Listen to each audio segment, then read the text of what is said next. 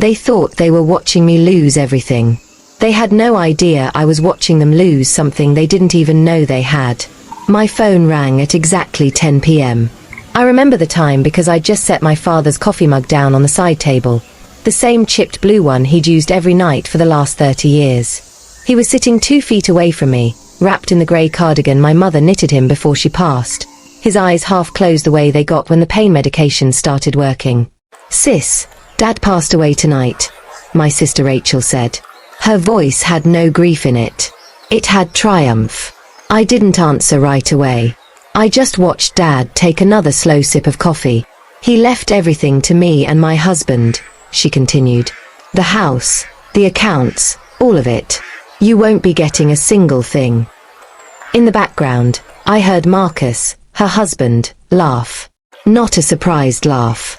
A satisfied one. "At last," he said, loud enough that he clearly wanted me to hear it. "You're completely out of the family." I looked at my father. He set his mug down carefully, the way he did everything, like the world owed him nothing and he wasn't in a hurry to ask for anything either. He raised an eyebrow at me, the same look he used to give me across the dinner table when I was a teenager and about to say something I shouldn't. I put the call on speaker. "Say that again," I told Rachel. There was a pause. A confused one. "Why does it matter? It's done. The lawyer already has the paperwork. Dad's gone, and you're getting nothing." My father leaned forward toward the phone, close enough that the light from the lamp caught the lines in his face, lines that had gotten so much deeper this past year, though not from illness. From something else. Something he'd only told me about 6 weeks ago, sitting in this exact chair, in this exact silence. "Rachel," he said, his voice steady, almost gentle. "It's funny. I don't remember dying tonight." Silence. The kind that has weight to it. The kind you can hear through a phone line. "Dad." Rachel's voice cracked, just slightly, just enough that I caught it. "I'm sitting right here," he said, "drinking coffee your sister made me. And I have to say, I'm very curious to hear the rest of what you two were planning to tell her." I didn't say anything. I just watched my sister's silence stretch out over the speaker, and I thought about the drawer in Dad's study that I wasn't supposed to know about, and the envelope inside it with Rachel's name on it, dated 6 weeks ago, and the appointment he'd made with a lawyer that had nothing to do with the one Rachel had just mentioned. She had no idea how much I already knew. My sister didn't answer him. Not right away. I could hear Marcus in the background, hissing something at her, probably telling her to hang up, but she didn't.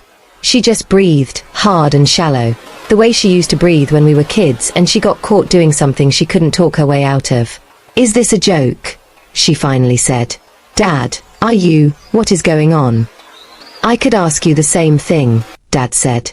He wasn't angry. That was the strange part. He sounded almost amused, like a man watching a play he already knew the ending to. "You called your sister to tell her I died. I'm sitting right here. So either you know something I don't, or you were counting on something happening a little sooner than it has." I want to back up, because none of this makes sense without understanding what the last 6 weeks had actually been like. My father, Robert, was 78 years old, and up until 8 months ago, he lived alone in the house he and my mother built together in 1986. After she died, Rachel and Marcus started coming around more. At first I was relieved. I lived 2 hours away with my own family, my own job, my own life that didn't leave much room for daily visits, and it felt good to know someone was checking on him. But slowly, the visits changed. Rachel started handling his mail, then his banking. Then she started showing up with papers for him to sign, always explaining them quickly, always standing a little too close while he read them, always saying things like, "It's just easier this way, Dad," or "You don't want to burden anyone with this later." I noticed it, but I told myself I was being paranoid. Rachel was his daughter too. She loved him.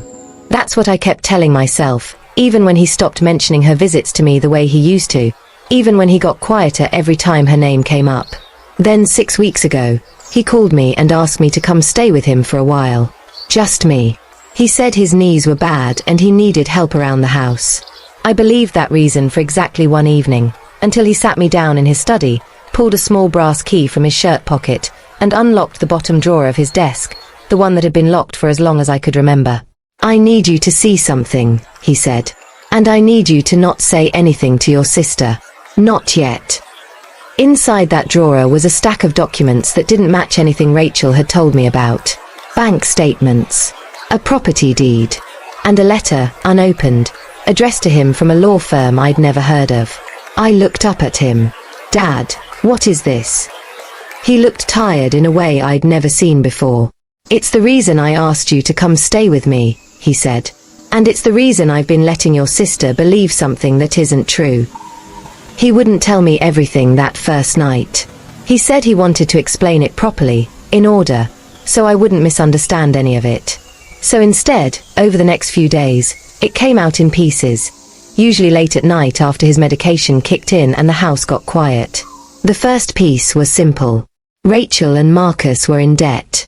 Not the kind you recover from with a tighter budget. Marcus had put money into some kind of investment 2 years ago, something with a friend from his gym, and it had collapsed. Dad found out by accident, when a collection letter addressed to Marcus showed up at his house instead of theirs, an old address mix-up nobody had bothered to fix. He didn't say anything to them. He just started watching more carefully. That's when he noticed the visits changing. The paperwork. The way Rachel would casually mention just in case something happens to you conversations, always followed by a document that needed a signature.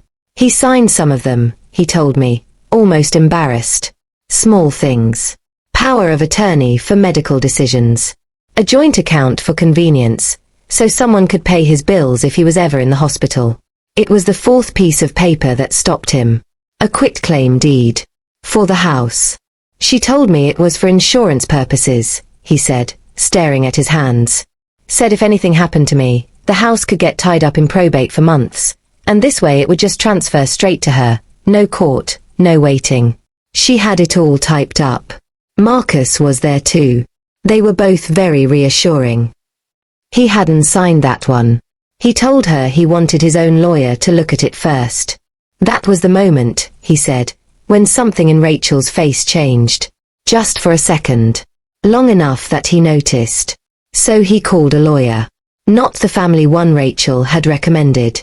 A new one, in another town, someone with no connection to either of them. What that lawyer found took my father 3 visits and 2 weeks to fully absorb, and even longer to accept. Because Rachel hadn't just been trying to get the house signed over. Somewhere in the joint account paperwork, buried in language he hadn't understood at the time, was something that gave her power over accounts he didn't even know she'd found. Nearly $40,000 had already moved. I wasn't ready to confront her, he told me, his voice low. Not until I understood exactly what she'd taken, and exactly what she still thought she could take. That was 6 weeks ago. And that was the night he asked me to help him plan something Rachel would never see coming. The plan itself was Dad's idea, though I helped him refine it. He didn't want revenge exactly. What he wanted was proof, something undeniable, something that would hold up if it ever needed to go further than a family argument. So we did something Rachel never expected from a 78-year-old man she'd spent 2 years underestimating. We got quiet. Dad stopped questioning the paperwork she brought him. He started signing things again, small things, letting her believe she'd worn down whatever suspicion she'd triggered with the deed. Meanwhile, his new lawyer was building a paper trail, the original account statements before Rachel's name was added, the missing $40,000 traced through 3 transfers, the medical power of attorney reviewed for anything that had been quietly expanded beyond what he'd agreed to. He also did something I didn't understand until later. He asked his lawyer to draft a new will, one that left the house and the bulk of his estate to me, with a smaller, clearly documented amount to Rachel, and had it signed, witnessed, and notarized properly. Then he made sure a dated, time-stamped copy existed with the lawyer, separate from anything kept at the house. If she's planning something, he told me, she's counting on chaos. On nobody checking the details until it's already done. I'm going to make sure there's nothing to be confused about. What we didn't know was how soon she'd move, or that she'd get so confident, so certain the ground was already hers, that she'd make a call to her sister on a Tuesday night claiming their father was already dead. She had no idea he was sitting 3 feet away, listening to every word.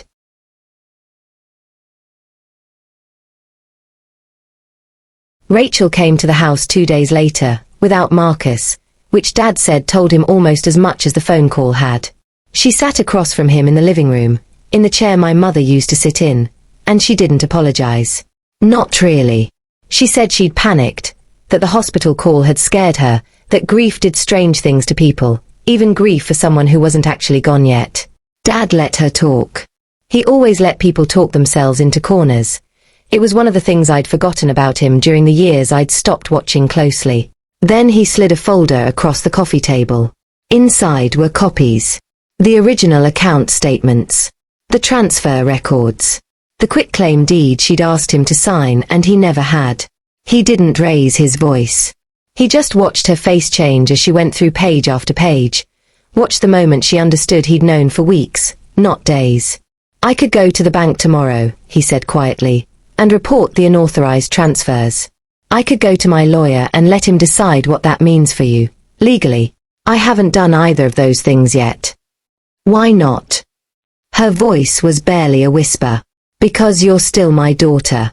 And because I wanted you to hear it from me, in this house, before you heard it from someone else.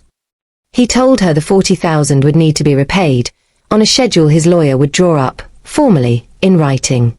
He told her the new will stood, and it would not be revisited.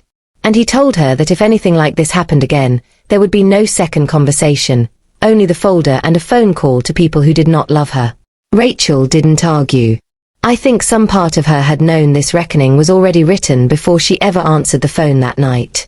She left the house quieter than she came, and Marcus never came around again. Some people would say I should have felt vindicated watching her unravel. Mostly I just felt tired, and a little sad, for the sister I remembered before all this, and for my father, who'd had to become this careful, this guarded, in the last years of his life just to protect what he'd spent a lifetime building. He still drinks his coffee from that same chipped blue mug. Some nights we don't talk about any of it. We just sit there, the two of us, in a house that's finally, quietly, safe. If you were in my father's position, would you have handled it the way he did? Or would you have confronted her the moment you found out? That's the whole story. Thanks for sitting with it.